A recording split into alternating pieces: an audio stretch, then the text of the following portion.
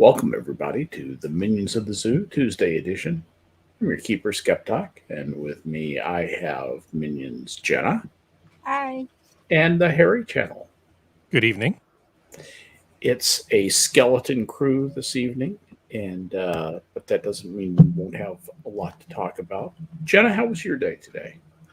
Um, Chaotic because tomorrow's the first day of school. Ah, And then I went for a nice walk on the beach with James, and now he's downstairs punching stuff. I certainly can understand that. How has he been adjusting to life stateside?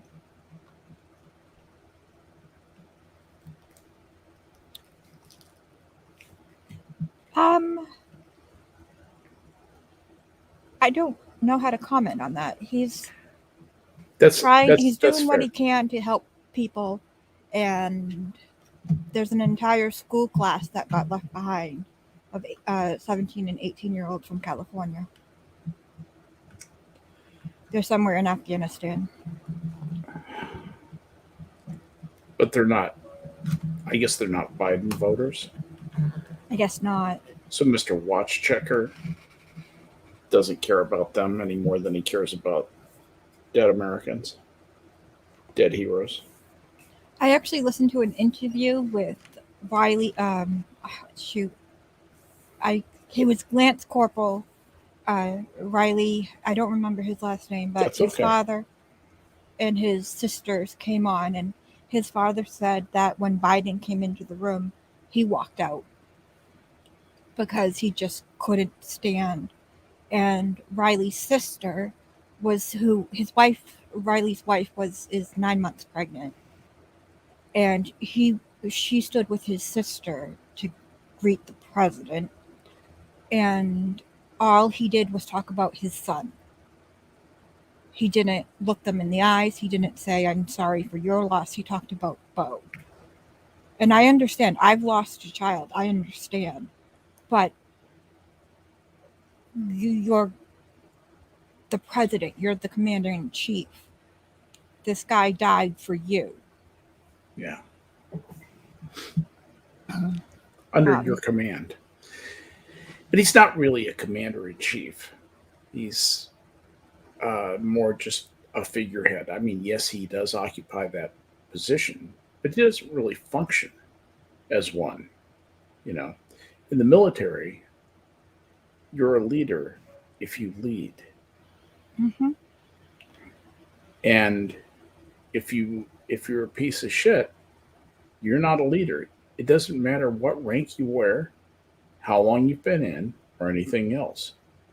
And there are time servers in the military. There are jerks in the military. Sorry to tell everybody says, "Oh no, they're heroes. They're all heroes." No, they're not all. No, there are some that are. There's some people are better than others. That's just the way it is. Now, long term, they tend to get weeded out. The guys who have some seniority, by and large, at least have some sense. Although you occasionally get guys like Millie who are just, weak and willing to bend to the political winds of the moment. But anyway, how I do go on. Harry, how was your day? How was my day? That's a damn good question. Today was good. Yesterday was less good, I guess. Today was just work and making up for the fact that yesterday was jury duty. So, tell us about jury duty. Oh, jury duty was great because they care about COVID so much, right? So, and this is just the amount of talking about COVID that they did versus the how nonsensical it was. So you show up at 8:30 in the morning. Yeah, no big deal. I'm outside. Weather's fine, nice and cool. It's a nice day. So stand around for about an hour in line outside. Then they haul you into a room with no windows and no discernible ventilation and shove about 80 people in there. But it's okay because the chairs are 6-ish feet apart side to side and maybe 3 feet-ish apart front to back. there's no chance of rebreathing anybody's viral load Oh, in a absolutely room not. like that. And Right. there were some people wearing masks like their life depended on it. Other people wearing masks like it's like, okay, fine, I'll cover my chin. It's my little chin burqa, you know, but the nose and the top of the mouth just totally flapping around. And then some Yeah. other people who were just like, screw you, man, can't tell me to wear a mask. It's like, okay. So I wore I have some people in my life that can't be vaccinated. So I'm doing my part not to get it. I mean, I'm not particularly worried for me. I'm just worried about killing people I care about. So I'm doing my best to not catch this thing. So I was wearing this plastic mask that I have that's better than a N95. N95. It's a little better. Yeah. But it's like got this plastic shell, and as I'm wearing it, I can feel it starting to rain inside this thing. It's like, holy crap. And I can't I can't take it off. It's like, Jesus, I've never worn this thing for this long. This sucks. And that was unfun. And then as this woman shows up, and I'm seated right by the door. This woman shows up, and she's obviously sick. I mean, really sick. And just barely kind of holding it together, fever, cough, the whole deal. And she showed up to get a deferment. I'm like, oh, good. Well, I've been exposed now. That's fun. Yeah. And Totally they not called. COVID. Yeah, there was this first case that was like, some big scary felony trial, and they called 60 different people out of the people in this room, and I remain unscathed. And I just turned to one of the remaining people next to me. So this is like the shittiest episode of Oprah ever. Anyway, You get surgery. you get a summons in here. Okay, so I go, okay, cool. Maybe I'm gonna survive. And then there was a civil trial. I overheard the jury commissioner saying it was gonna be a civil trial. Okay, cool. I thought that might actually be kind of interesting if I have to serve on a jury. That's gonna be fun. So I had already reconciled myself to everything sucking. So they called 60 more people. I was number 55. I almost didn't make the second one. So they loaded up one courtroom, and that's where they did the initial stuff and had people in the jury box and then spread to the gallery, trying to keep people separated, plexiglass all over the place. And then there was a whole second room, which was the one I was in, because they were seating people based on these numbers. So there was really not much chance that I was going to get called for this jury unless they excluded, 40 people or 45 people. Backup? I'm sorry? Isn't there 12 backup to go with the 12 jury? Well, this was actually an expedited case, so they only needed 8. So it was going to be 2 to 2.5 days, 8. I'm like, fine, this will get my jury stuff out of the way. So they start describing the case, and I'm not giving away anything identifying about it. I don't know the people involved, and I'm not going to talk about what court it is or anything else.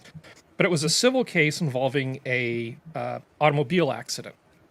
So they start asking the jury questions, and the first one is, well, would you consider the testimony of a chiropractor to be an expert witness? And I'm just like, No. Depends on the chiropractor. Some of them are basically physical therapists that are pretty damn good at their job, but with like a slightly different orientation. Other ones are con men. And others are con men who are dangerous, who will at least take your money and otherwise possibly get you killed or paralyzed. Right, exactly. Here, I'm going to put this strap around your neck and I'm going to solve your kidney problems by nearly pulling your head off. That's going to be awesome. And you can see videos of these idiots on YouTube. I'm thinking, okay, well, if I do get called, there's one strike because they're not going to like my answer to this question. And then they ask if you'd ever been in any litigation before. It's like, I've been in business for a while. I've been in more than a few pieces of litigation. And then it's like, oh, have you ever been in a car accident involving an injury? It's like, oh yeah, there was that time I was on my bike and nearly got killed by a car. And it's like, okay, well, that's 3 strikes. There's 3 different reasons why I'm never going to be on this jury. And then the final one, as I'm clutching my copy of Scientific American, is them asking if you have like a technical background and know anything about like crash simulation data. Mm-hmm. Oh, you're asking me if I know of physics-based computer simulations. Never even heard of it. Yeah, but I'm just sitting here thinking, to answer the question you're about to ask me, I would prejudice the entire jury pool. You really don't want to ask me this question. Yeah.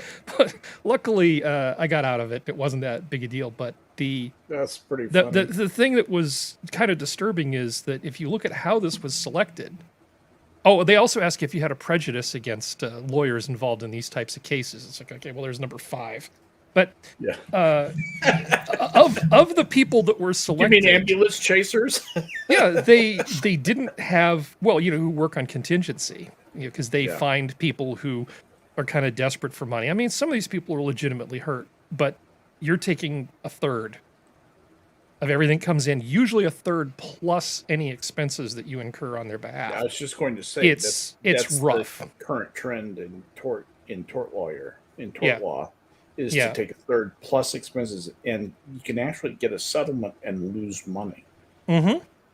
The dimwit You who absolutely hit me can. hid money. I'm sorry? The dimwit yeah. who hit me hid money. Mm-hmm. That Yeah, always that's- helps.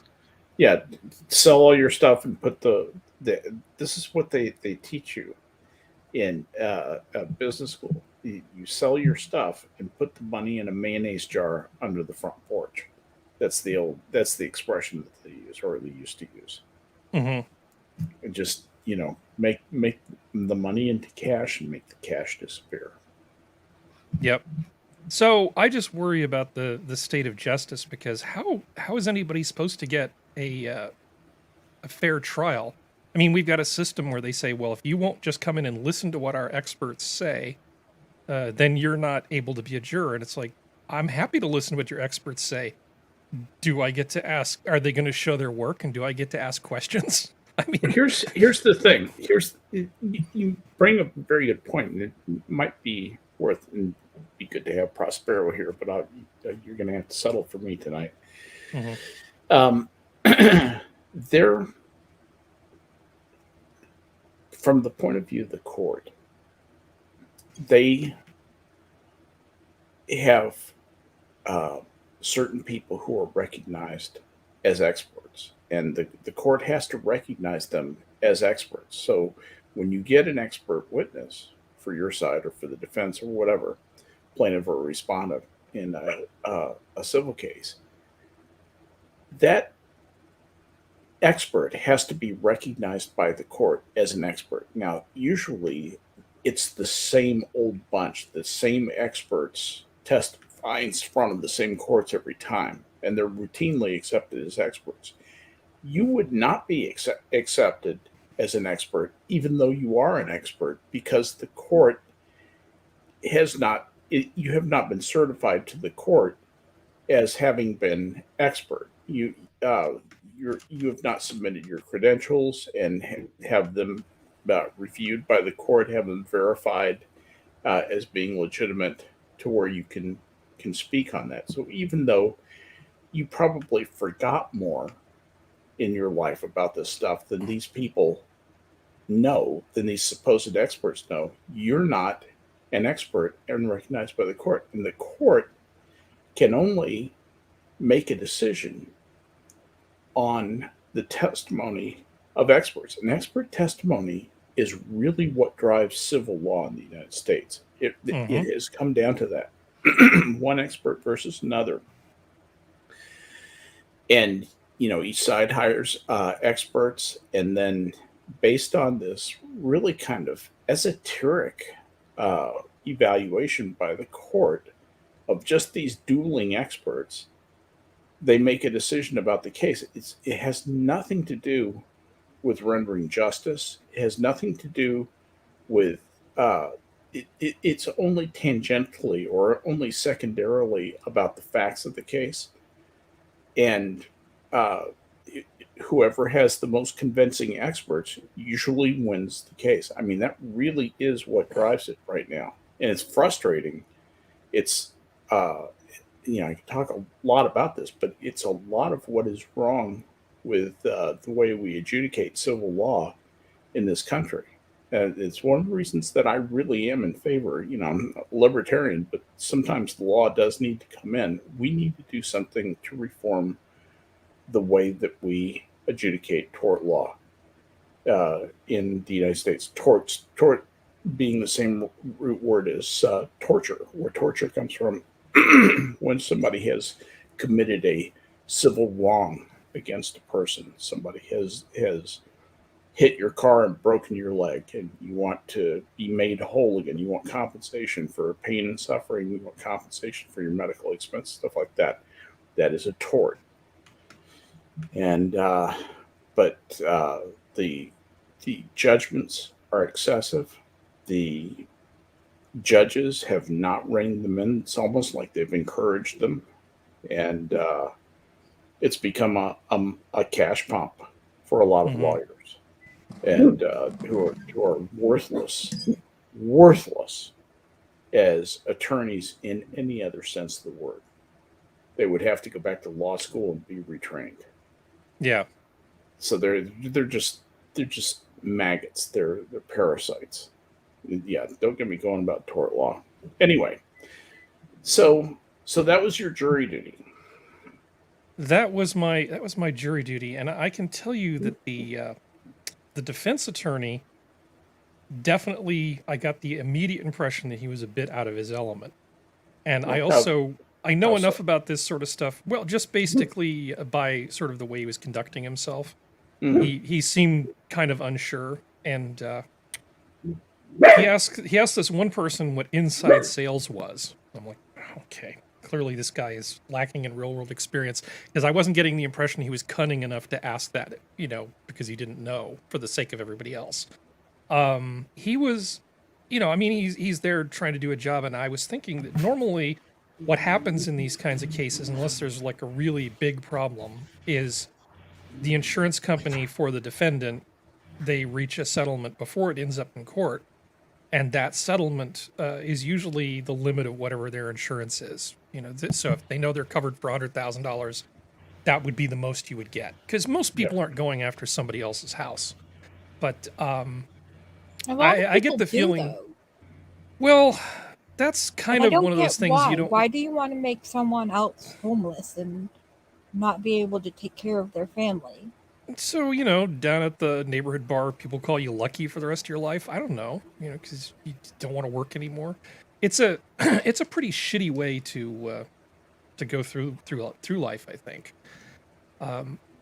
Most people are pretty damn honest. I've a couple times left my keys in my motorcycle and nobody's stolen it, as a for example. But I've also gone down and found the motorcycle next to me being broken, having the lock basically be broken so somebody could steal it.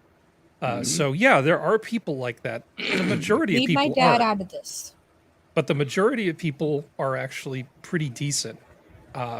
So for something like this to make it all the way to a jury trial, even an expedited one, I would have kind of been interested to have been in it. I wouldn't have necessarily minded serving on that jury, and I would have been completely fair and impartial.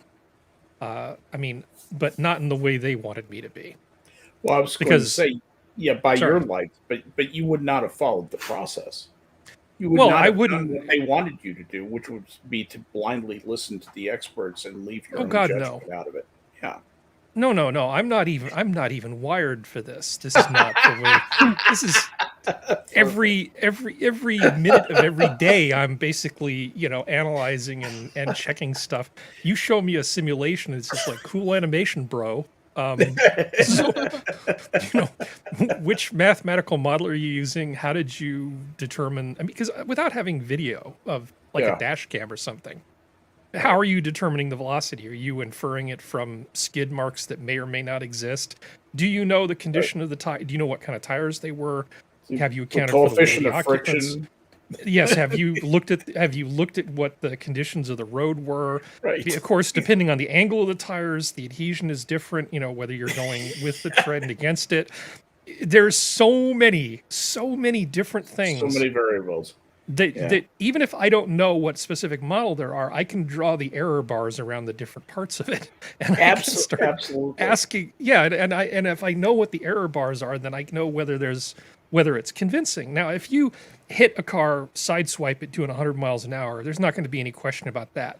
But for things where you're a little more on the edge, if you're trying to prove negligence, Negligence is a much harder thing to prove because they could just be, because what you're claiming is they were driving or conducting themselves in a negligent way, and that's a lot harder to figure out from collision data. The negligence of it, because It's you're almost trying to infer impossible. what the person was thinking or doing.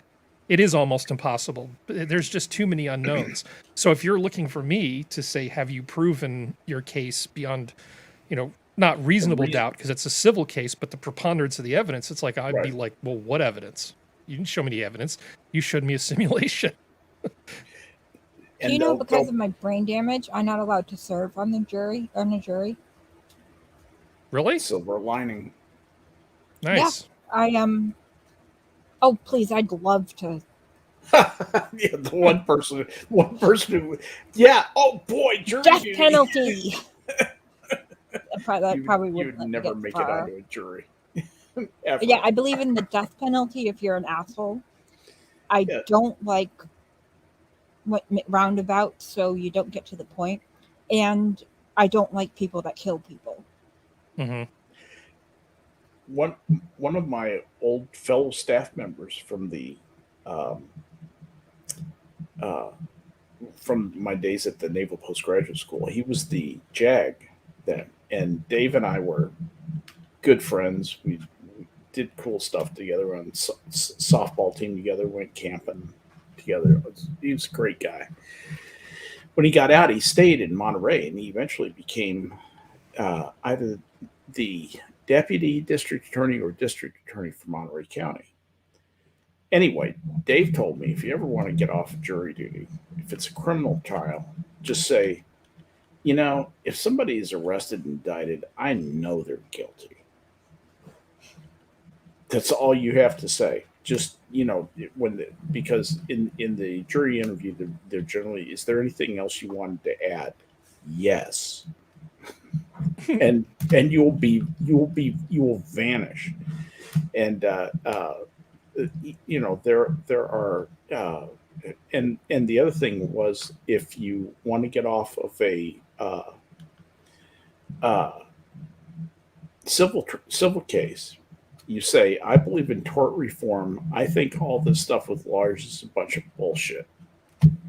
Say those words, and you will be banished back to the jury room, and at 2:00 they'll let you go. Mm-hmm. So biblical. I believe in eye for an eye. Yeah. Yep. I was out of there before noon.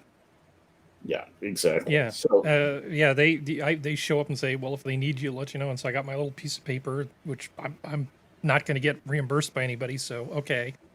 But it was it was an interesting experience, but probably not interesting enough to talk about for 2 hours.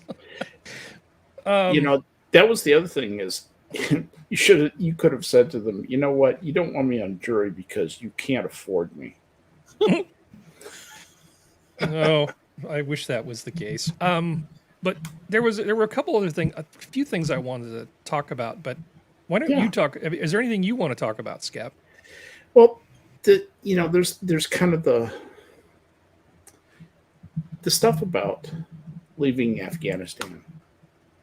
I've seen some really horrible things, some stuff that it was just hard to imagine. They're flying our helicopters around, and they're hanging people from the undercarriage. Yep. And I saw the video. This is not faked. No, this is and real. You could see the stretched neck, the impossible angle of the head. That guy had his neck broken, and they're flying him around the city to show people, they're in charge. And it's absolutely nauseating. This is not like Vietnam. This is worse than Vietnam. This is truly worse than Vietnam. We're about to plunge millions of people back into the Stone Age because the guys who have the guns will kill anyone who doesn't do exactly what they say. It's going to be a country of millions of dictators, little kings, and it's going to break down.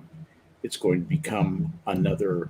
It's going to revert back to warlord kingdom, and the people who had gotten used to Girls going to school. some modest level of normalcy in their life are going to be plunged back into the 9th century, basically.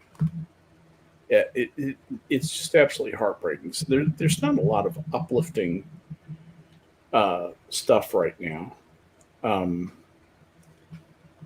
internationally.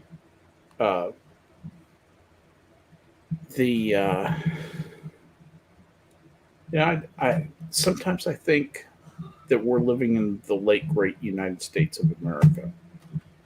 We're past our prime. We're fat and stupid.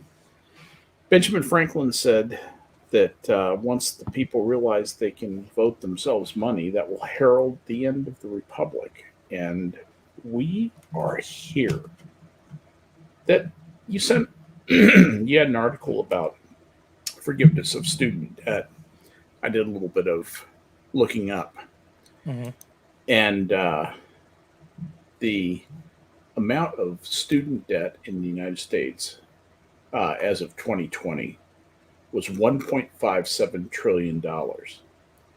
Trillion doesn't sound like a lot of money to the guys with the printing presses anymore.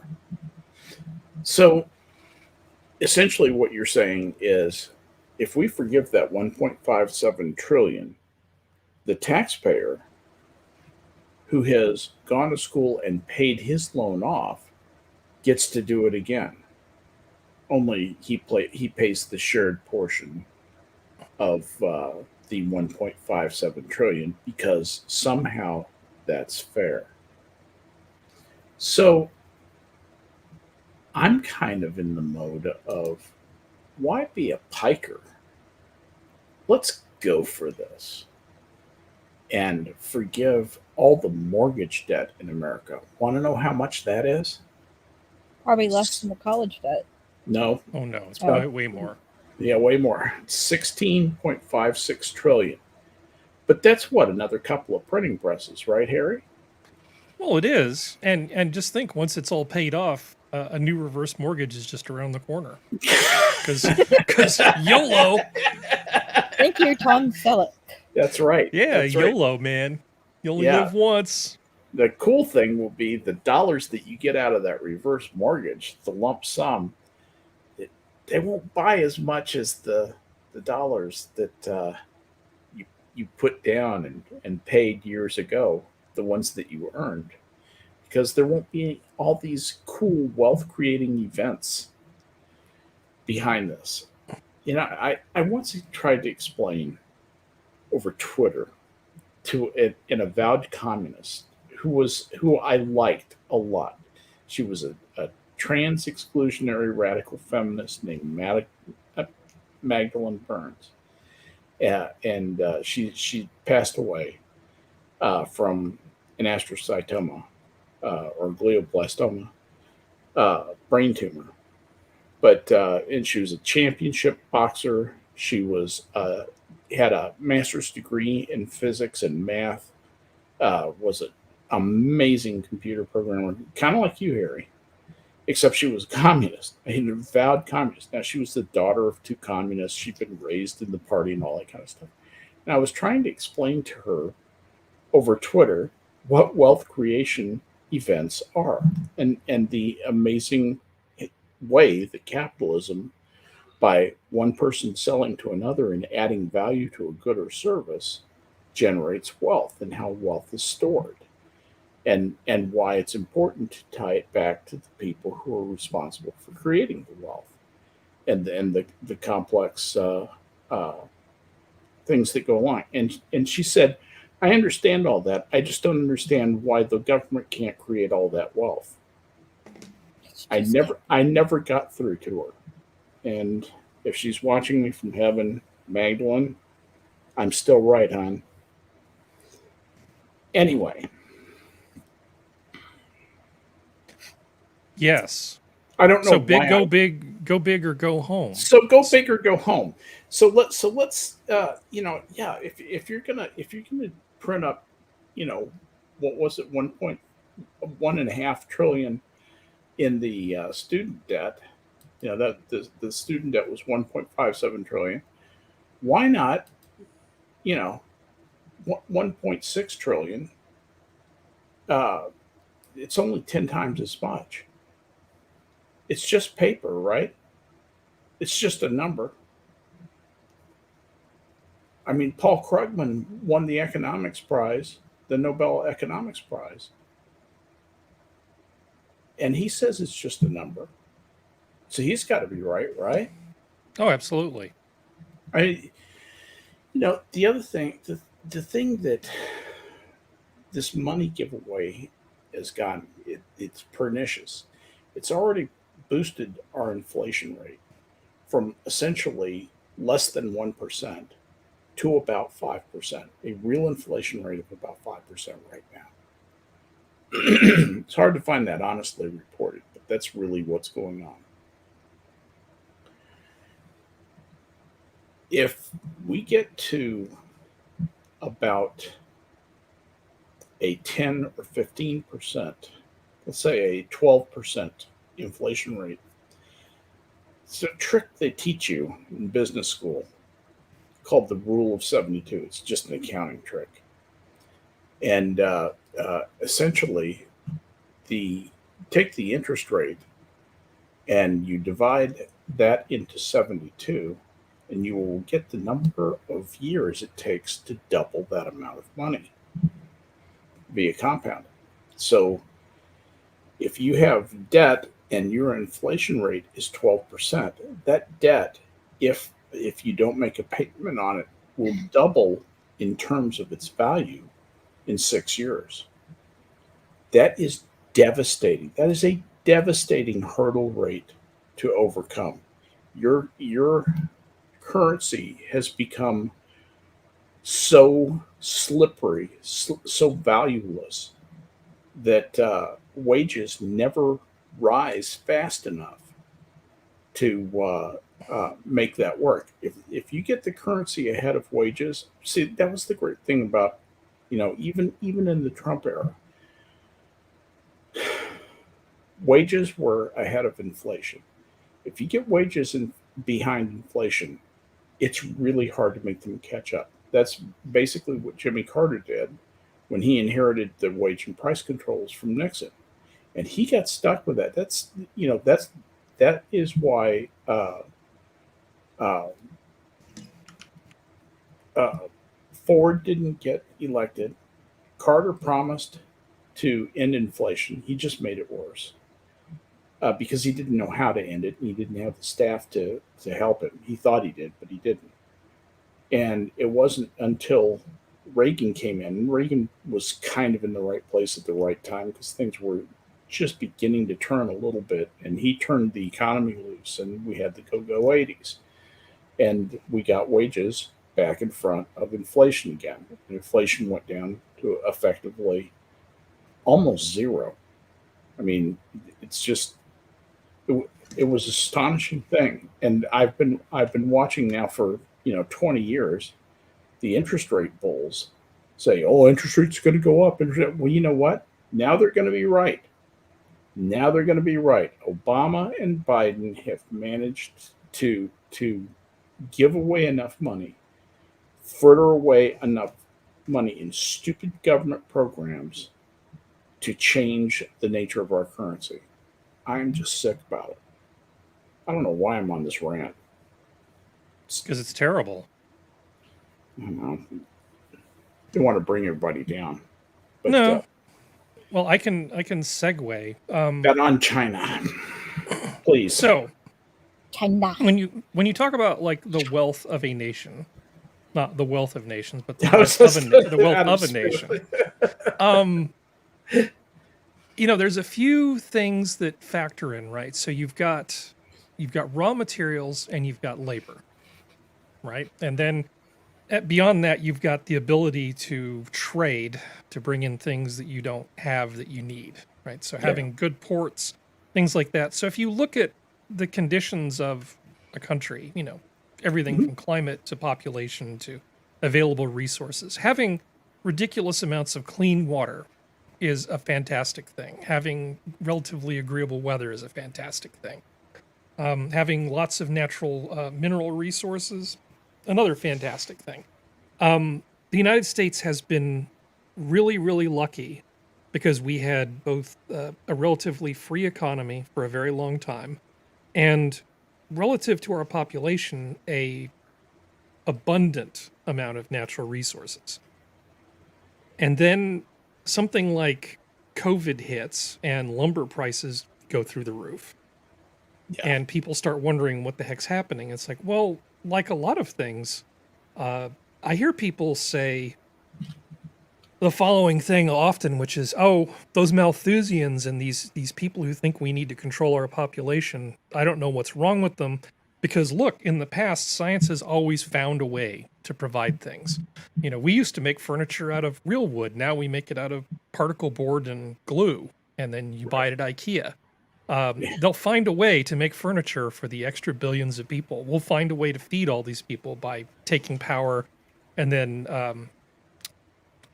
pumping a bunch of nitrogen fertilizer into the soil and doing the things we do to boost agricultural production, right? So we keep finding the food. It's not like Ehrlich's book, The Population Bomb, which was a little paperback back in was it the 70s or the 80s? I can't remember. I think it's the 70s. Oh, I might have even Which- been earlier than that, but hang on. Yeah.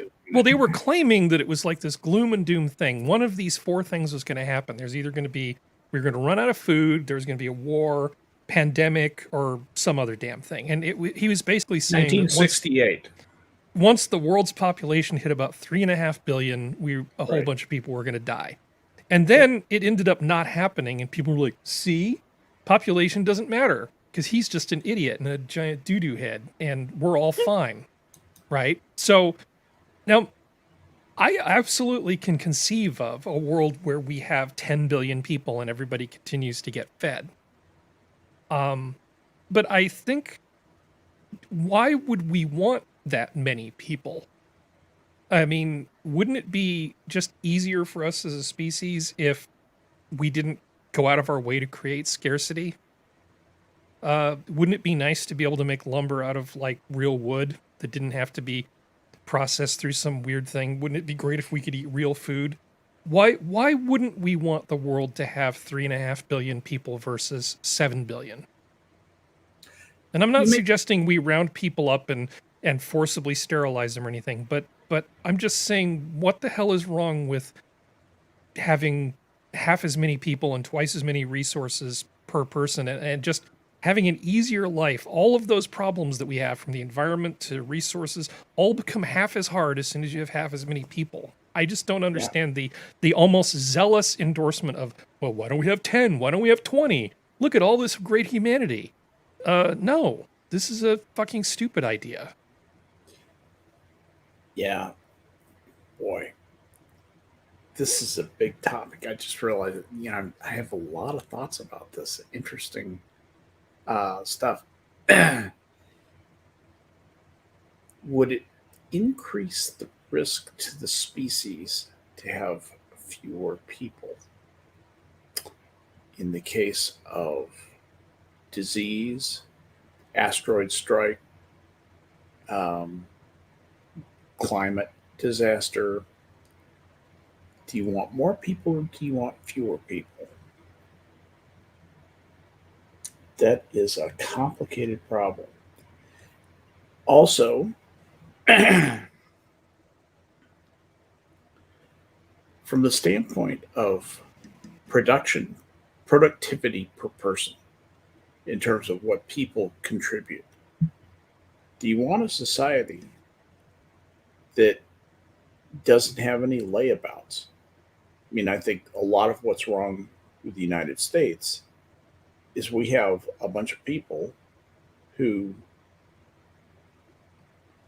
essentially are content to live at almost the poverty level that America is used to, as long as they can get high, have enough to eat, and play games and listen to music. I mean, that there are many, many people, and the number is growing, I believe, who live like that. They don't have goals. They're not trying to achieve anything. They're not trying to make themselves better. They just live day to day and wonder why they're so unhappy most of the time. do we want a world where those people are don't exist? Would that be a better world? Would California be, would Los Angeles be a better place without the homeless people living under the freeways? Well, Yeah, it's a hard I do question. know. I do know that if you look at old pictures of things, like I recently looked at a bunch of old pictures of the town I grew up in, and was trying to get a sense of how things had sort of spread. Both before I was born and after I was born, and you see an awful lot of really nice land just sort of get paved over. And Mhm. initially, if the population of the United States was 150 million, and I'm not saying the population of the US needs to shrink at all. We really aren't the problem, okay? When it comes to population, not at all. So I'm not suggesting that the United States needs to lift a finger to do anything about population Compared to say Bangladesh. outside of having border controls, so that we decide who gets to come in and how many people come in and how many people get benefits. Because otherwise, the rest of the world will just, wash over us like a great tide. And that's just math. That's not saying there's anything wrong with these people, because why wouldn't you want to come here if you're handing out free stuff? But I think maybe my perspective is different because I have lived on the West Coast all of my life, and I've had to live through periods of, if it's yellow, let it mellow. If it's brown, flush it down. Oh my God, I Um, remember those commercials.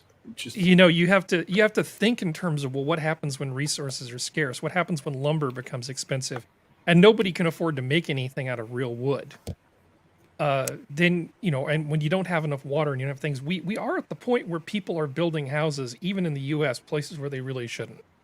Why in the hell would you ever build a house in a 50-year floodplain? yeah, That's just or the dumbest thing in the world. There's no reason for you to build a house in that floodplain. If you want to anywhere in build New it, Orleans. yeah, if you want to build a house in a 50-year floodplain, that's fine, but nobody should insure you and FEMA shouldn't bail you out, because that's just stupid. Why should it be anybody's responsibility if you want to roll the dice like that? If you're rich and you say, hey, I want to build this house on the beach, and I understand every now and then Mother Nature decides to break all your stuff. Yeah, clean the beach. This is a thing that can just happen. This is a Yep. thing that can happen. There's nothing I can do about it. I accept the risk. Maybe I won't put the Monet at the beach house, Yeah, right? the house So is a consumable. the house becomes a consumable. Yeah, But to put, mobile homes down by the river, and then people die, that seems like a mistake to me. I mean, you would think that you would want to be able to have nice things and be comfortable and take long showers and just not have to worry about stuff. I don't see how the world would be a better place with 15 billion people. well, I just see every problem becoming twice as difficult, and the ratio of resources to people just gets worse and worse and worse. We had a fantastic ratio in America. You could just walk 5 feet past the frontier, and there was like more stuff that nobody had gotten to, and it was like that for over 100 years. We were rich beyond belief, partially because we had all these natural resources, and now everybody has grabbed everything. There are no mineral rights left to be claimed. There are no mhm. forests left to be taken and, homesteaded. There's none of that. There's no homesteading. Maybe there's parts of Alaska where you can homestead. I might be wrong about that. There Why would actually you want to are. live in Alaska? Yeah. There actually are. In fact, there are parts of Alaska where if you go up there, you'll be given the land. That Which would be is awesome. essentially, homestead. My son, oddly enough, is thinking about doing just that. I'm trying to talk him out of it, but he's got Alaska fever right now. He's kicking Yeah. it around. Anyway, Is he taking a goodly woman with him? no. Because it's going to be a long damn winter. Isn't the Uh, ratio of men to women like 10 to 1 still up in Alaska? It's some it's ridiculous number. still I think it's more like 4 to 1, but it's still terrible. And the women who are up there who are not taken are, how to put this? There's a reason they're not taken. They're bow wows. It's not just bow wows. I think probably most of them are insane, clinically insane. There's something about living in Alaska that it changes people, and some people just don't react well to that environment. It's Get not just depressed and Alaska, crazy. but some people are fragile. I Yeah, once saw a woman in Boulder Creek, California, which is up in the mountains, up in the Santa Cruz Mountains, and Santa Cruz. Yeah, she was naked, wearing like a clear shower curtain, like as a coat, like a poncho, sure. and she, as one does, and she was walking down the street, and she had 2 bottles of vodka hooked up to like this beer hat thing, and she was Yes, just yes, I know exactly. she, Yes, she was just sucking vodka through a tube while walking around mostly naked. Because some people have mental health problems. that's it. You know, Hey, at least if the townspeople start throwing rotten vegetables at her, she'll just be able to go hose off because shower jeez. curtain. Yeah. Yeah. You know, the sad thing But- is, I see people like that, and I think, you were somebody's little baby once. You were, I hope, loved at some point. Should have been given a decent opportunity, but a lot of people, they're not. They're just born into these crushing circumstances, and they Mhm. wind up crazy. Hey, I'm It's- trying my best, okay? Mhm. You're doing a great job, Jenna. You are doing a great job, and there's all these people who rely on you. So nothing, Yeah. nothing. I'm not saying that that kids are a bad thing, because I mean, No, I know. I you know. get exactly what you're saying. And like you said before, there's China. Okay, we get it. You can breathe. Stop. But some of my children, Bangladesh has 163 million people in a space of roughly the same size, a little larger than Texas. And that it's is- about 1 foot above sea level. Yes, yeah, and you talk about a floodplain. You talk about a disease-ridden, humid place where people in the cities. I mean, you can't extend both arms without touching another person. Dead serious. that Mhm. is, yeah, it's not. Well, honestly, it's not healthy. It's not good for everybody, and everybody's trying to fight over food and space, and all they need is a good wave to take them all out. Yeah, and when something bad happens in Bangladesh, huge amounts of money pour into Bangladesh to That doesn't fix try and it. help save as many people as possible. Okay, and- I'm gonna go biblical again. You can teach a man to fish. You can give a man a fish, or you can teach a man to fish. Which one is the better idea? You teach the person to take care of themselves and do for themselves. You just don't hand them $100 and go, "Good luck." What if the Check. government operates all the fishing vessels and just gives the population the fish? That'll work, right? No, no, it won't. Why won't it work? Because we're not. That's relying on the governments too. Honestly. Yeah. And you shouldn't rely. The government isn't your mama. People have children in America to get How- more welfare. Let me ask you something. How do you build the boats? You steal all of Harry's wood that he No, has hidden in his it was basement. actually a serious question. How do you build Where did the boats? boats come from? Well, first you take them from the kulaks, right? You take them from the rich boat owners, so you have a bunch of boats. Okay, who will maintain the boats? Well, you'll Well, that's again teaching. force people into servitude and have them maintain the boats. Will they be as motivated to do a good job as if they were able to make a profit by maintaining the boats, building new boats? No. What will happen is the quality of the boats will go down, and some of the boats won't be able to go out and go fish. So there will be fewer and fewer fish, instead of like in capitalism, where everybody's motivated to go out, get more fish, sell more fish more efficiently at the lowest possible price, so that the demand for their fish will be the highest. And everybody is trying to think of new ideas to innovate, and the price of fish goes down. Everybody has lots of fish. That's very different from communism, socialism, where the government controls the fishing vessel. The government comes on and makes sure there's plenty of this type of racial or disadvantaged minority group captain, and maybe some of those aren't too terribly qualified. And it doesn't take much to wreck a ship. Trust me when I tell you this. It does not take it. Wrecking a ship is really, really easy to do.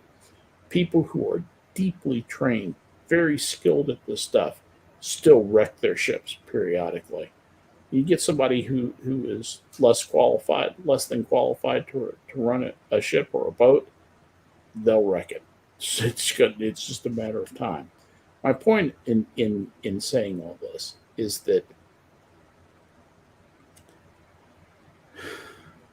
the move toward socialism, toward more socialistic, paternalistic government, and lessening the incentives for individual achievement, are weakening us. And this is where this excess population of basement dwelling, game addicted cretins comes from. And they're completely demotivated. They don't know why their lives are so unsatisfactory. And they don't have any way of making a living. So when the government comes in and says, no problem, we'll just give you enough money to live, that's an easy way out. And these people are all about taking the easy way out because that's all they've ever known. That's all they've ever been offered. Did you hear what China did? What China did, or just I guess in the last day or so, they put in methods for basically controlling the amount of time kids can spend playing video games. I think you're allowed to spend I can't remember if it's an hour and a half a day on Thursday, on Friday, Saturday, and Sunday, or whether it's an hour and a half for Friday, Saturday, and Sunday. Either way, it's not a lot of video game playing.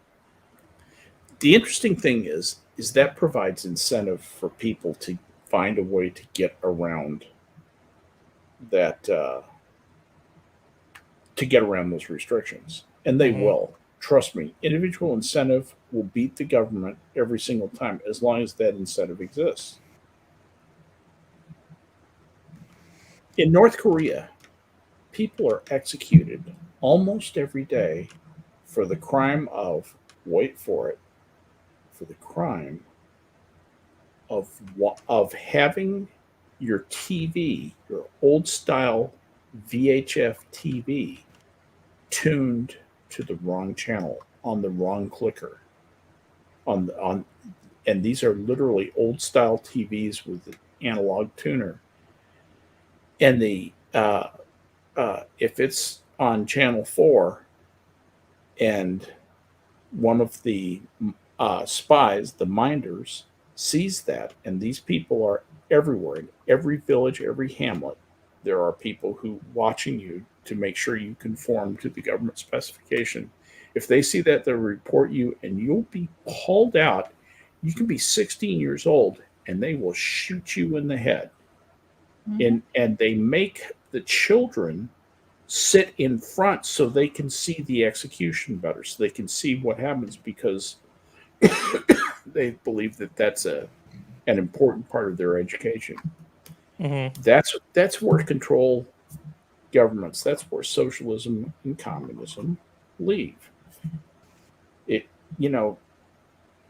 the defeat in Vietnam, excuse me, of the United States is what led indirectly, but it definitely led to what happened in Cambodia with Pol Pot.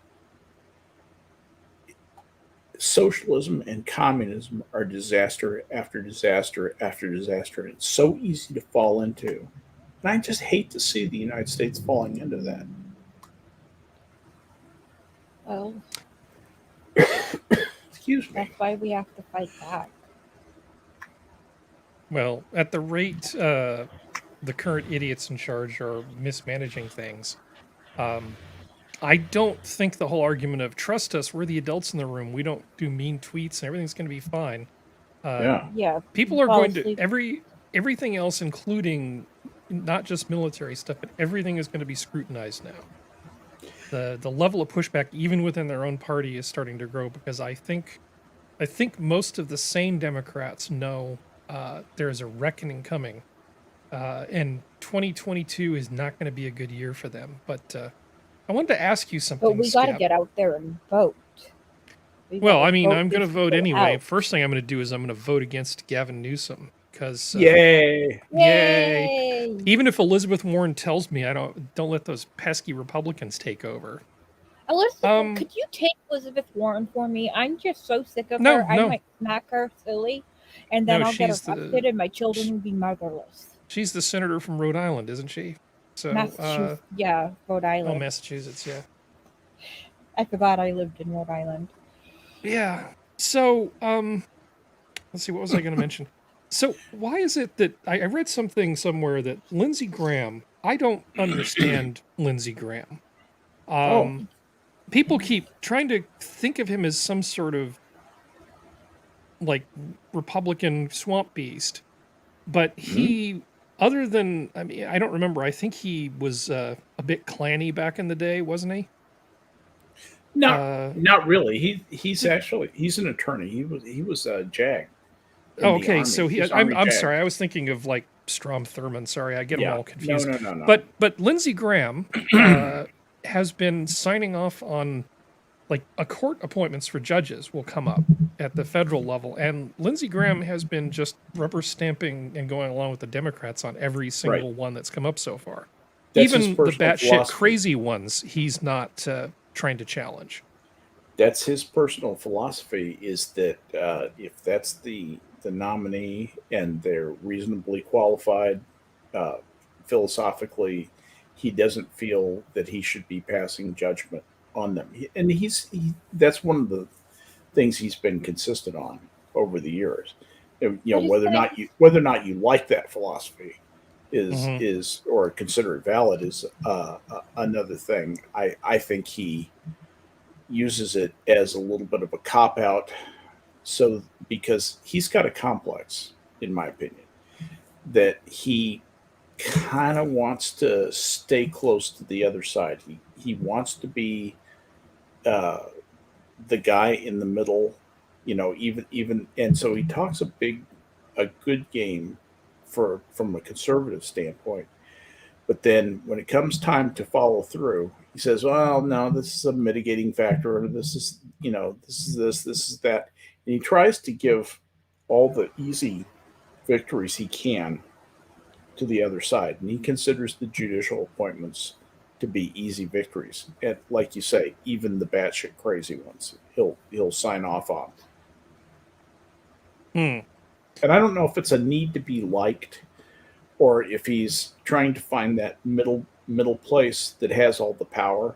You know, he saw what happened with the Cornhusker kickback on Obamacare, and he said, yeah, I might like something like that myself. But he's been mostly unsuccessful. He now has a reputation as a Republican who talks a great game but doesn't follow through, and that's mostly deserved, unfortunately. Yeah. Well, I'm not a real big fan of partisan people, honestly. I think political parties are kind of terrible. Yeah. But there's a thing if you're perhaps. Well, if your opponent or a bunch of people are aligned against you and they're all voting as a block, there's not a whole lot you can do about it. It's kind of a hard cycle to break once it started. And it started at the beginning of the country. The founders were like, no, political parties are bad. We should set things up to not have them. It's like, hold my wig, and it was just, that was the thing, right? Yeah. Yeah, so stop it. Terrible. Yeah. But what was the other thing I looked into some educational stuff because I was curious about sort of the state of charter schools, because Larry Elder, right? He is not a friend of the California Teachers Association. Imagine my And shock. I know. So I read through a bunch of stuff, and there have been a number of studies, and it just depends on what angle you're coming at. If you're looking at achievement scores as a function of money per student, in terms of reading, you get like anywhere from 20, almost 30% better in return on your investment for the money you spend educating people in their reading scores. When it comes to their math scores, if you adjust for the amount of money you spend again, and you look at the performance, you get more like 33, almost 40%. Charter schools look great from that perspective. What you don't see is overall for public charter schools, you don't see significantly higher levels of achievement. However, Really? that's not the whole story. However, the parents of the people who go to the charter schools are much more satisfied, and a lot of the charter schools have much higher levels of minority and low-income enrollment in the major cities that have been studied in recent research on this. And so what you've essentially done is, and actually a much higher percentage of them are, like I said, minorities. So what you're doing is you're taking a lot of the students that would historically have been failing as a group in the public schools, putting them in these charter schools, and they are posting numbers as good or slightly better than the people who are still in the public schools. You're taking what they're really doing, what I'm clumsily trying to say is, it closes the gap in academic performance that some of these groups have seen when they attend public schools. It isn't the poor black kids that are doing poorly. Yeah, and it seems to address that problem. No. And that's a huge closing win. the gap. Closing the gap is the huge problem because the vested interests need a victim group, and if they start to get well, that's not a good thing for the teachers union. Mm-hmm. And what about the race hustlers? They've got to eat. You want poor old Jesse Jackson on welfare? No, not particularly. Did you No. ever see that movie? Was it Stand and Deliver, the Jaime Yes. Escalante story? Yes. I mean, isn't that a great movie? I mean, based on a true story. I mean, I'm sure there's some license taken with it, but he took a bunch of inner city kids and turned them into pretty decent calculus students. And it's not like they paid him more money to do it. He just found a way to get these kids motivated. I honestly think that people can learn really well once you stop making excuses for them. And I'll just read out the plot of it. In the early 1980s, Jamie Escalante becomes mathematics teacher at James A. Garfield High School in East Los Angeles. The school is full of Latino students from working class families who are far below their grade level in terms of academic skills and also have a lot of social problems. Escalante seeks to change the school culture to help the students excel in academics. He soon realizes the untapped potential of his class and sets the goal of having students take AP calculus by their senior year. Escalante instructs his class under the philosophy of ganas, roughly translating to desire or motivation. The students begin taking summer classes in advanced mathematics with Escalante, who must withstand the cynicism of other faculty who feel the students are not capable of this. They struggle with the lower expectations that they face in society. Escalante works hard to teach and encourage them, and they pass the AP calculus exam. To the dismay of both Escalante and the students, the educational testing service questions the success of the students, insisting there is too much overlap in their errors and suggesting the students cheated. Escalante defends his students and feels the allegations are based more on racial and economic perceptions. He offers to have the students retake the test months later, and the students all succeed in passing the test despite having only one day to prepare. Yeah, it's a good movie, and little do you know that Lou Diamond Phillips is in it. As what, a kid? Yeah. Okay, but no, the teacher in that movie goes on to captain the Battlestar Galactica. See what hard work can do for you. Absolutely. You can be teaching calculus one day and fighting Cylons the next. That's right. Yeah. Because why not? Now, the real guy, Escalante, described the film as 90% truth, 10% drama. He said that several points were left out of the film. He pointed out that no student who did not know multiplication tables or fractions was ever taught calculus in a single year. Also, he suffered, he did not have a heart attack, which was portrayed in the movie. He suffered from a different medical problem. It was like a gallbladder problem. But anyway. Gallbladder problems are not fun. No, not at all. Not at all. I don't know if that's one of Jenna's least favorite organs, but What? no, gallbladders. Your gallbladder's good, right? Oh, sure. It was taken out. 16 Yeah, I was going to say top notch. Well, see, you just go. Well, there's your problem. Just take that right. The gallbladder is basically a big honking duct, essentially, and it's not a big deal to remove it. Well, yeah, they thought the gallbladder was the reason for my getting sick all the time and all that. Actually, 2 weeks after I left Boston Medical, I went to Cape Cod Hospital and they removed it. Let me tell you, Cape Cod Hospital, don't go. But we had to call 911 because I was in so much pain on 1,700 milligrams of morphine. I could still feel my gallbladder trying to kill me. Should have asked for fentanyl. Actually, Dilaudid is Dilaudid? Dilaudid. Yeah. Dilaudid. I hate it because it makes me a little. If I don't take lorazepam as I'm coming off it, I might go a little suicidal.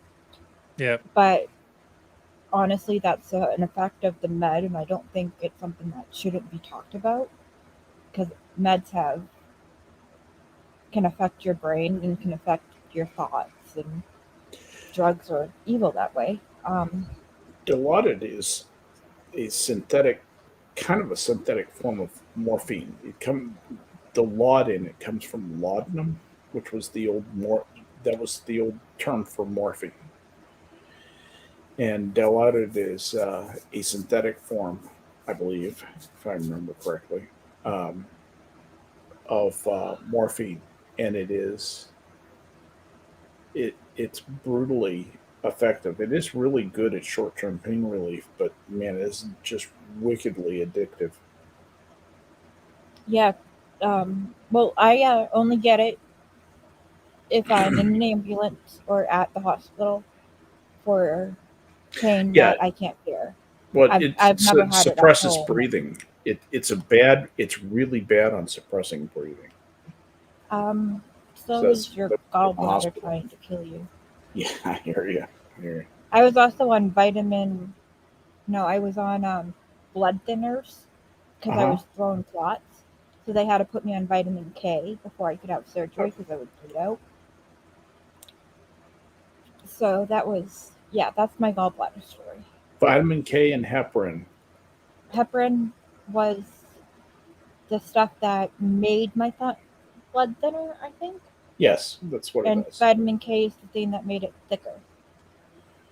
Yeah, vitamin K assists you in developing blood clotting factors, and it's if you don't have vitamin K, that your your blood will get very thin. Well, But, I was throwing clots. They wanted my blood thin. yeah, of course they I did. have 3 screens in me.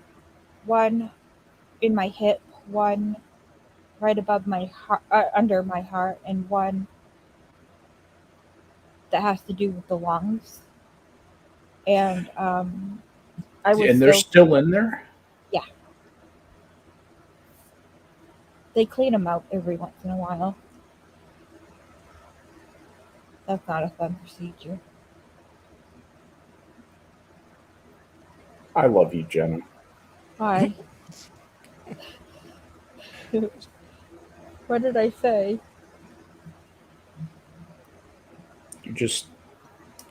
You're 100 times braver than I am. It's, you know, my parents, because James was deployed during all this, and I still feel really guilty for that, but it's not my fault. A diabetic removal. When I was in my coma, dying 3 or 4 times a day, and my parents had to make the decision of whether they fought to bring me back or whether I just die, they made the decision that if I stayed dead more than 5 minutes, that just leave it. And I never did. And So you just visited. I'd like Death. to say I was making like a deal with God. Like, okay, if I go back, what will you give me? If I go do this earthly life, besides the fact that I had Izza and Carl and James in the Middle East, what will you? What is it worth to me? I like to think I debated with him. I also like to think that God is somebody you could debate with. Be like, all right, if I do this for you, what will you do for me? That's called bargaining. It's not debating. That's bargaining. Bargaining. Have I got a deal for you, God? There's nothing wrong with the bargaining with God.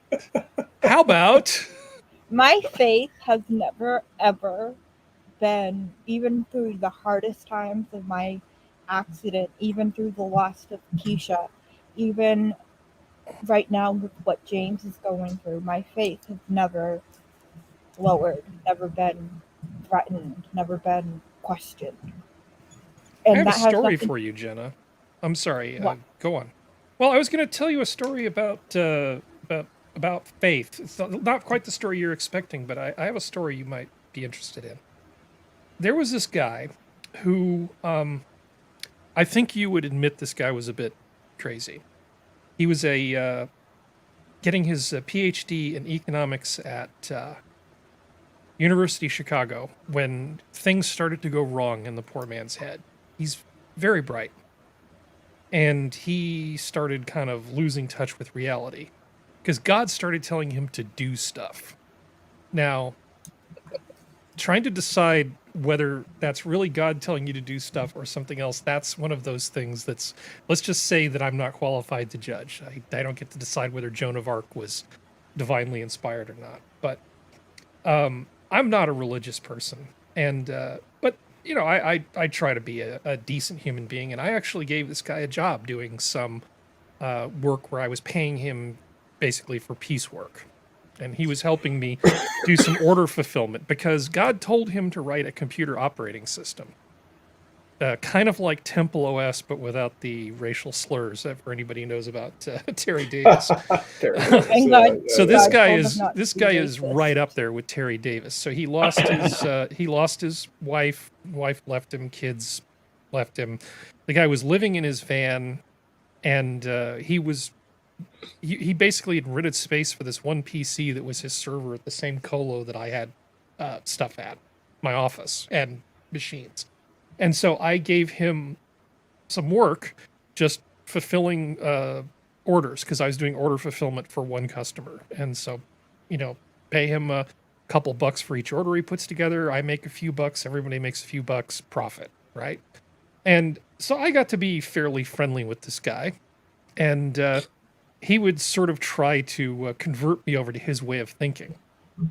That didn't go particularly well because, for one thing, the guy's kind of nuts.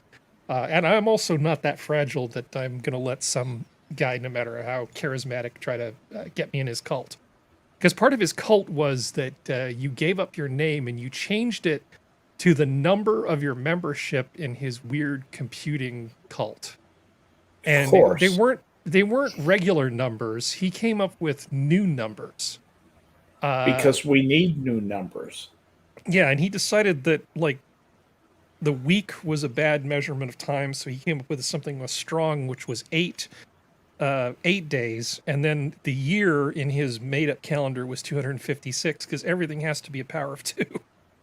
Anyway, um, so I got into a debate with this guy one time about religion because it just all kind of came to a head, and I had him on the ropes because I'm pretty good at arguing. I mean, he, in his kind of damaged state, really just couldn't win a theological argument with me. And I'm not saying because I'm awesome. I'm just saying because this guy had kind of mental problems.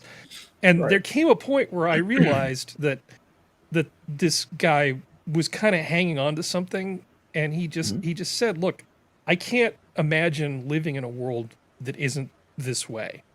Yeah. And the debate just stopped at that point because what am I going to do? Because I want to win an argument with a mentally messed up, mostly homeless guy who lives in his van and does piecework for me. I'm going to like win an argument with this guy, Crush it. and try to take away the one thing that he's hanging on to, Exactly.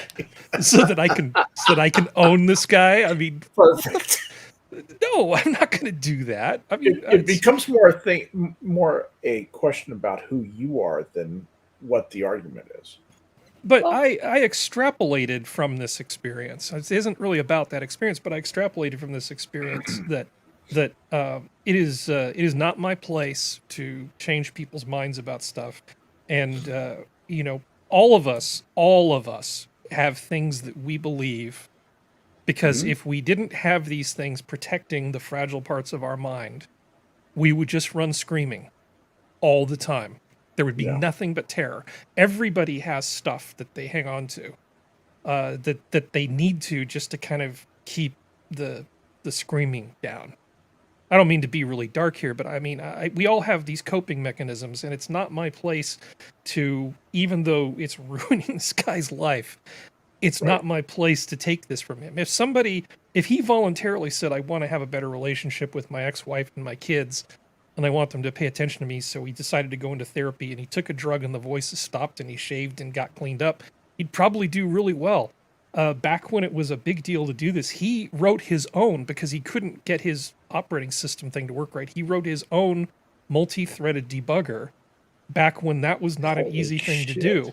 And I said, dude, you could just sell this one thing and you'd have all the money you'd ever need to just work on your operating system for the rest of your life, just off the residuals of this thing. Do you know how much Microsoft would pay you to take your source code? And he's like, I can't, because this is God's source code. And it's like, oh, fuck you. God, why? Sorry, but it's just... Wait. That is crazy. It is crazy.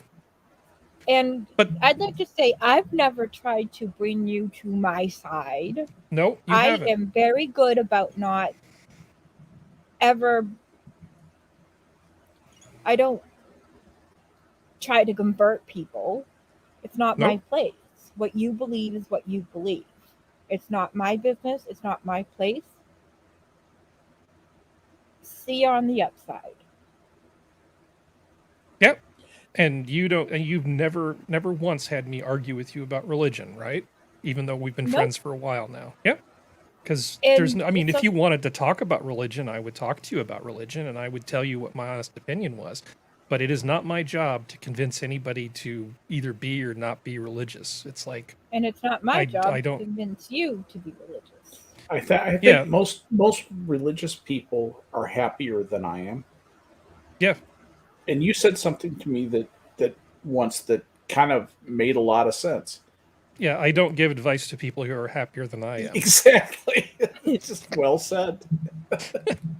Very well said. It's a good thought. Living in your car, having numbers be the number you are, I mean, that's weird. Yeah, he legally changed his name. but I'm not going to say what it is because I that literally would be doxing at this point. Is it Yeah. 144,000? It is exactly 144,000. You should play roulette. Yeah. You know, I was the technical lead on an Oracle project a long time ago, and when I say a long time ago, kids, this was Oracle 3.0. Just so you know, that was a long, long time ago. This was 1980. Let's say I wasn't alive yet. 1987 or 88. It was 1988. That's what it was. And we were doing a forms project, and I had a guy working for me, and he still is the best assembly language programmer I've ever known, and I've known a few. And we'll call him Eric. Now, Eric went to the University of Texas. At the end of 3 years there, he had master's degrees in mathematics and physics, but he loved to program computers. Enormous black guy, and I mean just not the stereotypical programmer in any way. Fat. He never bathed. Yeah. Ew. He wouldn't bathe, and he wouldn't do what I told him to do because, and he had written an operating system in assembler, written his own text editor in assembler. He wrote everything in assembler. And he was writing subroutines. You could call subroutines from Oracle Forms back then in either their Pro C piece of shit product, or you could do assembly routines. And that's what he was making calls to it. And he was writing these things. And I said, this code's unmaintainable. You have to start using, he said, I'm not going to use their, and he had a really funny voice. I'm not going to use that stupid Pro C. That's bullshit. and I said, you know, you're going to make me fire you. I'm going to have to kick you off this project. He said, I know that. I've known that for a long time. I said, then why do you come to work? Why are you torturing me? And he went off into something about how he was trying to make me see the light and, you know, all this kind of stuff. He had been prospected by Texas Instruments right out of college to be on their supercomputer project. I mean, you know, they knew about him when he was down at UT. He was a phenom, all this stuff, and you know, he made a lot of money there, and quite the contrary to, you know, being a dysfunctional poor guy living in a van. This guy has been massively successful. Lives in a really nice house in the mid cities here in Dallas, and has probably 20 cars. I mean, he has like a Jay Leno collection of cars, and many of them are classics. They're very, very expensive, and it's just interesting. Some of the people who are absolute geniuses. He's still fat as a pig, and I doubt seriously that it was such a relief when he finally would bathe, and I would have to sit with him. Because I had to sit with this guy for hours. If you ever had to sit with somebody who really stinks of BO for hours, that's a hard thing to do. At least it is for me. I may be over socialized. I don't know. No, this is why you weren't in submarine, Skep. Oh, Jesus. the sewer pipe sailors, there is a peculiar odor. Yeah, Particularly I'm gonna go to space. I'm gonna spend 60 days on the International Space Station. Well, you have fun, Sparky. Didn't pay Enjoy me enough yourself. money to do that. Yeah, it's just like a cruise ship, except you can't open a window. Oh, goodness me, I jumped ship. Yes, I know what would happen if I jumped ship. It would be worth it. Let me step out, get some fresh air. Get some fresh vacuum. It's either that or push the other people out, and I don't want to be a killer. Oh God. Oh no, Sven got another delivery from on the dragon capsule. It's like, oh no, it's tacos. It's not Thai again, is it? In space, no one will feed you Mexican food. Oh, sorry. What the hell? We were talking about dysfunctional geniuses that we both knew, I believe. Yes, absolutely. And then, of course, everybody knows that, I went to high school with Tim May, and became Intel's first chief scientist, and was, instrumental in solving some very significant problems with semiconductors. And he made his money and just quit and became a political philosopher, which is what he always wanted to be. Something of an obstreperous one, if you look up his material. But he was all over Usenet for years, and for those fossils who even know what that is. Oh yeah, a lot of my stuff on Usenet is so old that I can't even find it in the Usenet archives.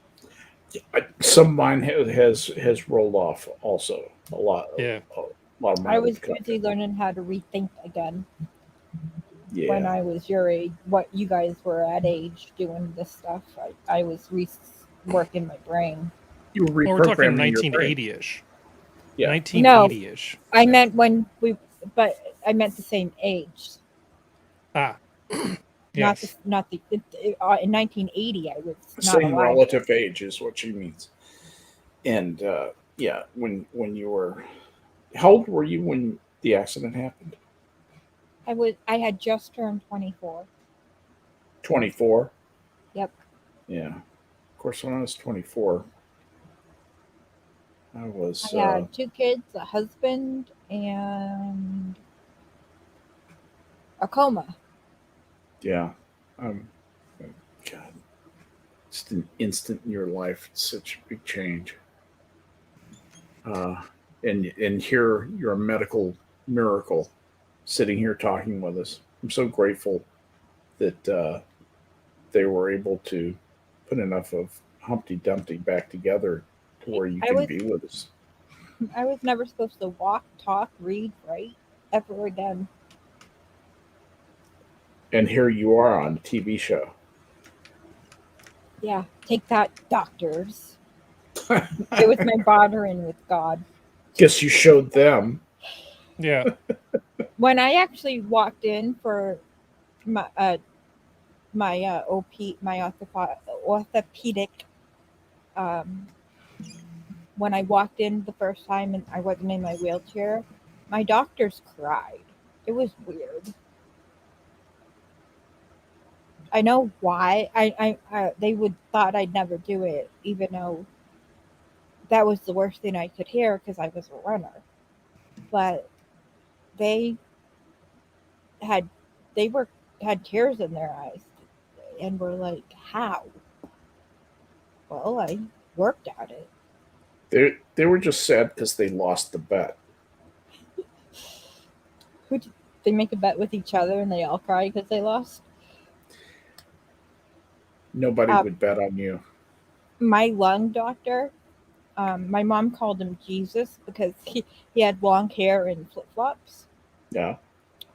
And he would come into the room that I was in. I was on a bed that went 90 degrees each way to keep my blood moving and everything. You both have seen the picture. Yep. And if my parents or my aunts or uncles or my cousins were in the room, he'd leave and go, "Family," and just storm out and come back which I was never alone, but when there was only one person there. Or kick him out, whatever he decided. But he wore flip-flops, and I just was thinking, why were you letting a guy with flip-flops be my lung doctor?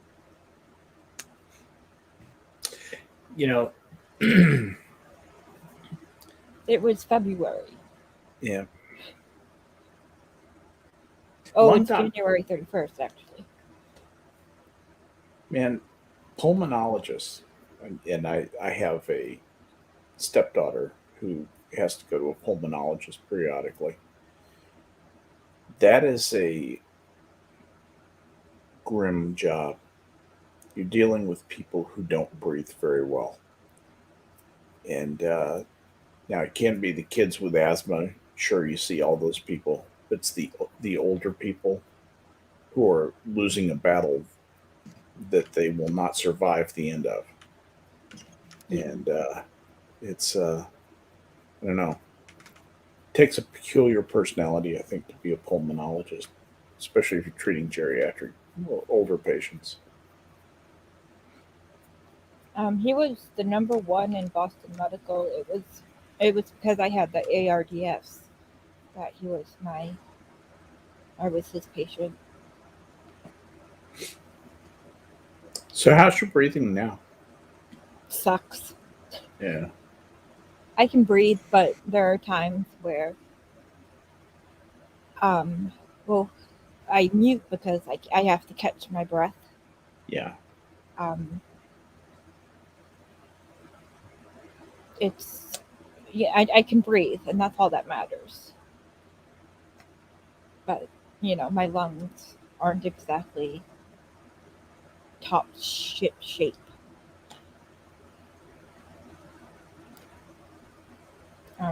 They're still 50% hardened on both lungs. 50% what? Hardened. Oh, My hard. lungs are hard.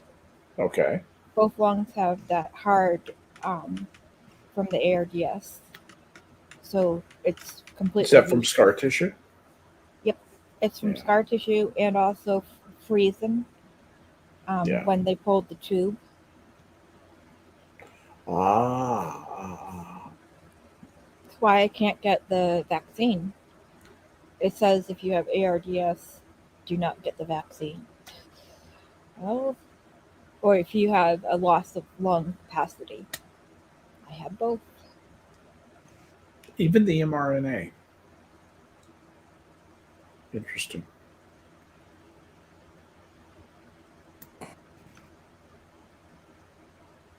I'd like to think that there have been a lot of papers written about me that they've made a lot of money off of, and I want some of the money from. I must not say the next thought that occurred to me. Vaccines are proven effective and safe, and everyone should wear a mask at all times, even when you're alone on an island. Yes, Susan, I promise I got the vaccine. I'm speaking to you from the other side. Jesus. Anyway. Yeah, anyway, we had a couple prominent deaths this last week. One was Ed Asner, who weirdly all the younger people know about him. I was like, you didn't watch Mary Tyler Moore. It's like, oh, he was did the voice of the old guy from Up. I guess he did a bunch of animation voiceovers later on.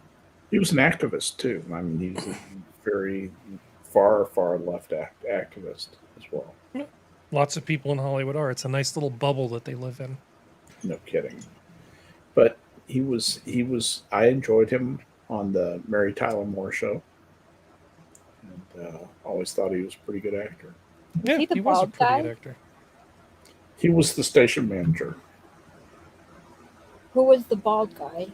That was that was Gavin MacLeod. Gavin MacLeod. Yeah, right. Okay. Yeah, speaking of Usenet, back in the day, there was this one Usenet group under Alt. Alt were the sort of the things that defied classification, so they went into the Alt groups. And there was a group called alt.sexy.bald.captains, and the joke was you couldn't figure out if they were talking about Captain Picard or Captain Stubing. Yeah. So people would post things about either of them alternatively, and people would say, "Who is this about? Which one?" They just go, "Yes." But that was a great thing. It was like Usenet could be, and was at times, something like a forerunner of Tumblr. Usenet was the peak internet as far as I'm concerned. I still kind of miss it. Yeah. Yeah, I mean, essentially, it was like a mailing list that all of the where unlike now, where all of the people you want to talk to are pretty much paying people to pretend to be them online. It used to be that the internet only had there was like a no riffraff policy. You know, Mhm. you pretty much had to know somebody to be on the internet or be part Yes. of like a defense contractor or be at a university or something, right? You had to be a Right. serious individual to do such stupid things as argue about which bald, sexy captain was the most bald and sexy. So yeah, you can have really smart people doing really dumb things sometimes, which is good fun. Just watch the Ig Nobel prizes. But speaking of Nobel prizes, Steven Weinberg passed away.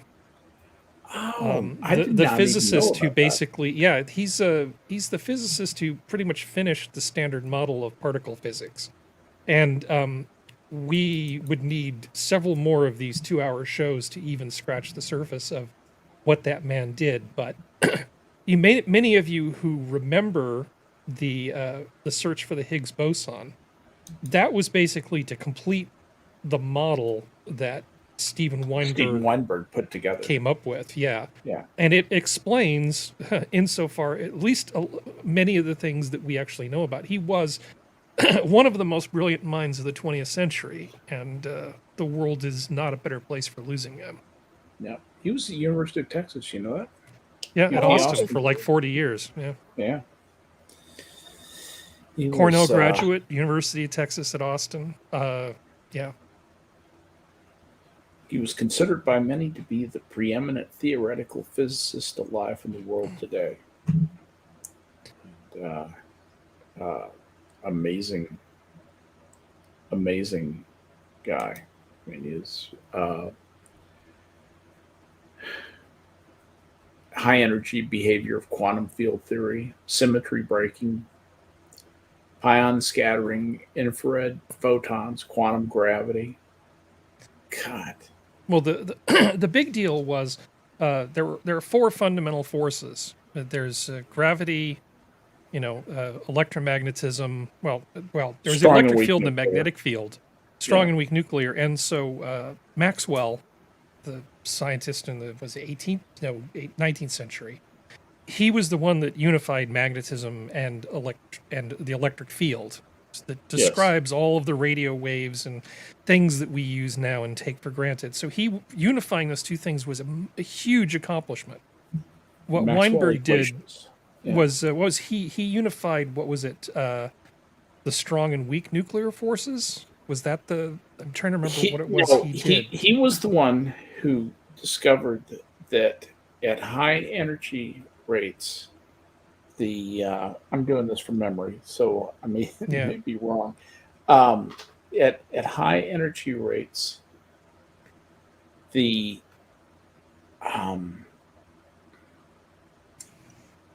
electromagnetism and I think the weak force essentially merged into one force. That was one of his discoveries. And if he didn't do that, he did a lot of the setup work for that.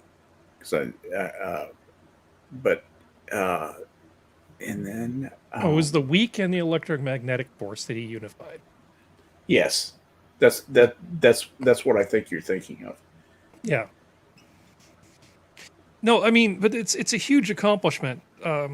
He got us much closer to sort of the theory of everything than many people have, and there's still tons and tons and tons of work to do.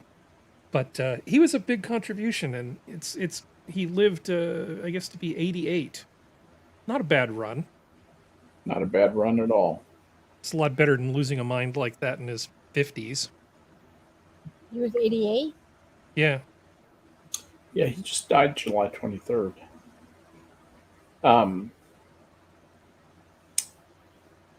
He was very pro-Israel, very pro-Zionism,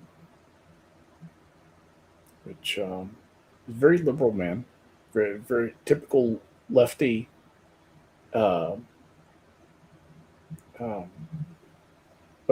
But pro-Israel, I was Interesting, gonna interesting say cat. lefty Very to be interesting cat. pro-Israel, Yeah.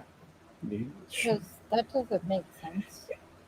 You know, Jenna, you know that I'm big into, you know, supporting Israel and all that stuff. Oh, I am too. About a third of the couple of thousand Zionists who follow me on Twitter, about a third of them are extremely left wing. Many, many lefties support Israel. You'd be surprised. Well, yeah, they're Zions, you know. I can talk to leftists. I just can't deal with progressives because that is a religion I'll be happy to try to talk you out of. You know, American progressives are so different from European leftists. It's not even funny. American American progressives are just, it's like their thinkers don't work. I have brain damage, and I know not to be a progressive. So, You heard it here, folks.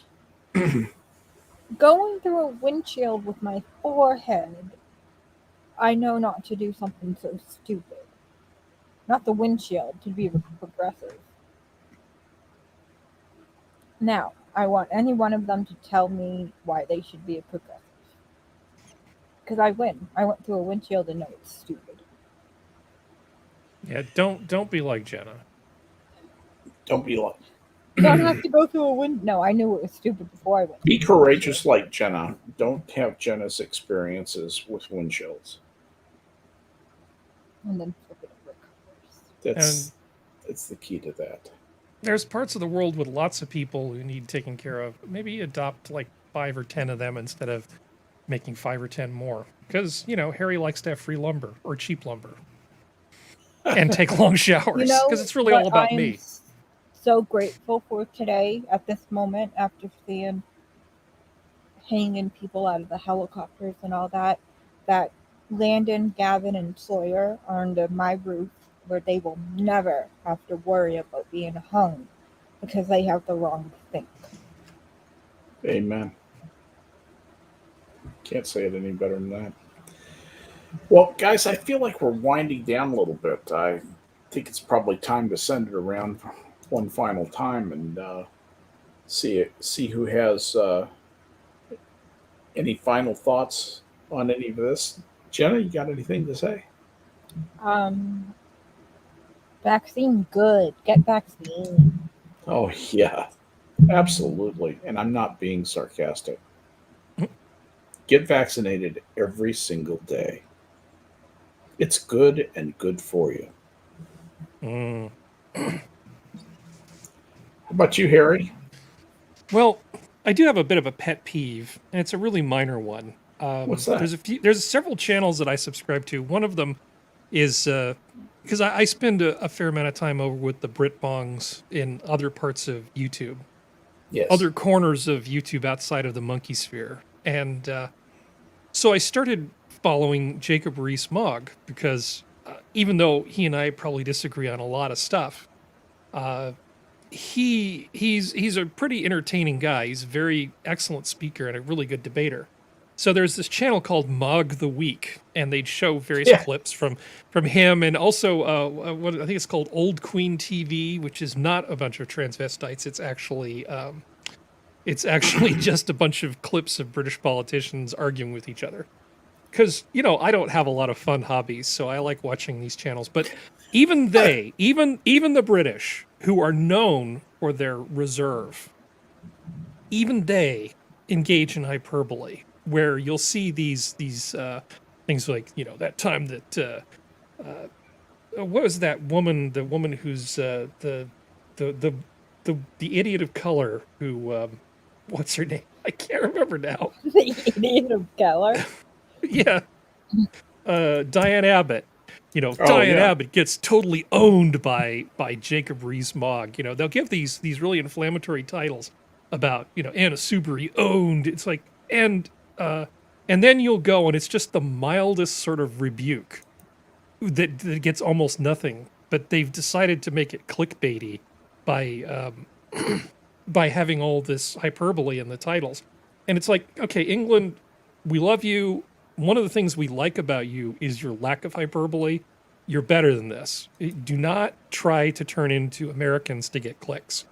You know, you could have it just say, Jacob Rees-Mogg respectfully disagrees with Diane Abbott.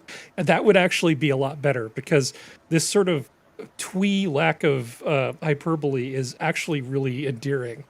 So you just stop. You know, in America, it's all monster trucks and chest pounding, and that's fine. I'm proud to be an American. But the English need to just keep being English and not copy us. That's my pet peeve for the night. How do you know we're not copying them? So there you Look, go. I live with Brit. Yep. And Spudgun's a Brit. Documented it. He knows what I'm talking about.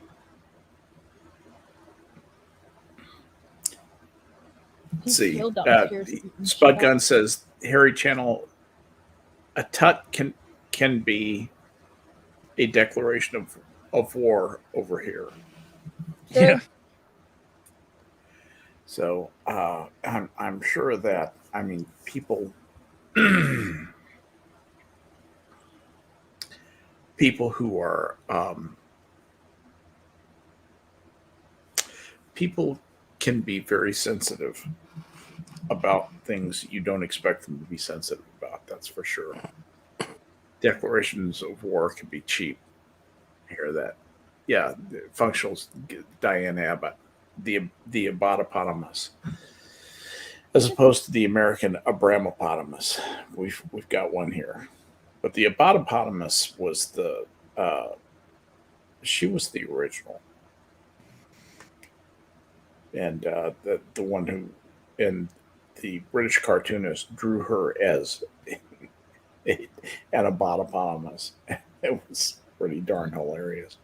But anyway, she's quite the piece of work. You know that she and Jeremy Corbyn, back when they were lovers, went on a motorcycle tour of East Germany. Did you know that? don't go to the visual, ladies and gentlemen.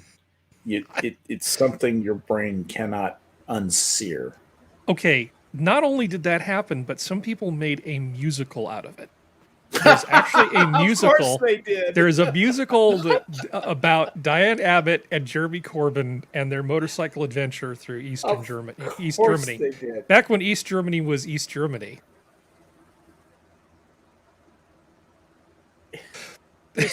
Is there a link for this? I have a copy We of have the to poster find it. for it. You have the poster? I also made a meme out of it. I made several Diane Abbott memes that I shared with the Britbong people. I'll show some of them sometime soon. Wait a minute. Yeah. Jeremy Boris Corbyn's Johnson went East off. German love affair with Diane Abbott to become a musical. Yeah, at the Waterloo East Theater. I Oh found the my poster. God. I have the poster here. Let me Due send it to be you held soon. at Waterloo East Theater for 2 weeks in April, the musical imagines Mr. Corbyn in a nuclear standoff with Russian leader Vladimir Putin. According to the show's scriptwriters, the embattled anti-war politician finds a solution, quote, in the fateful motorbike holiday apparently taken by a young Corbyn and his then lover, Diane Abbott.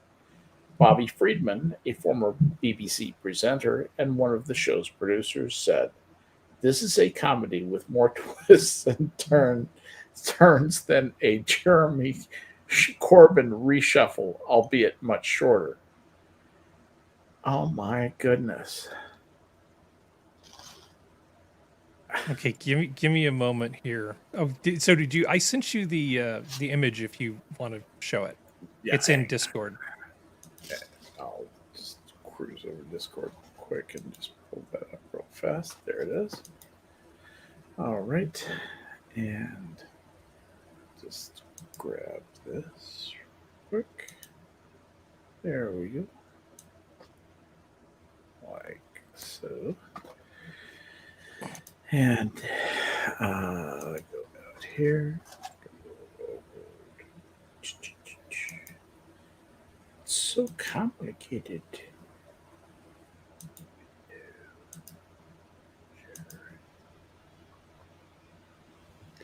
So there it is. The year's most anticipated comedy, Corbin, the musical, The Motorcycle Diaries. 2014. 2016. 16? Oh my goodness. Yes, 12th to 24th of April 2016, the Waterloo East Theater. Surely no one could be so depraved as to actually make this thing, said the Evening Standard. I love her hair blowing in the wind. Yeah. That's got to be imagined. Can Oh you my. can you make me full screen? I'll show you a meme that I made. It's the first meme that I ever made, Absolutely. actually, Oh, hold on. because it's really great to work with people who have just a big tapestry of expressions that you can draw on.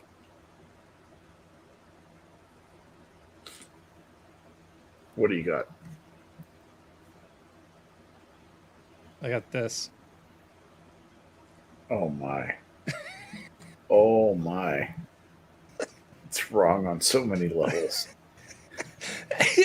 Look at her face. Look at her face.